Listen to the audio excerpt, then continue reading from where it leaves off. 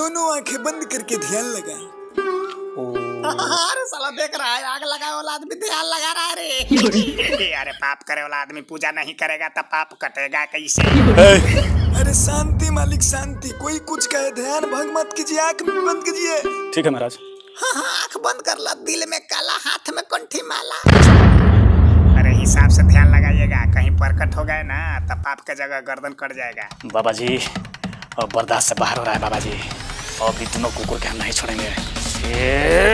तुरंत गर्म हो गए हैं? बताइए, साधु बन रहे हैं, दिल साफ है ही नहीं है, साधुए बनेंगे। अरे तुहनी साधु बने देगा तब ना रे।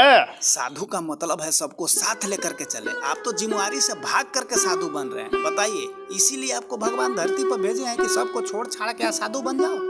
छी छी छी छी। सही समय पर हमार आँख खोल दिया। अरे आंखें नहीं खोलते हैं हम लोग, का खोल देंगे से कोई ठीक नहीं है।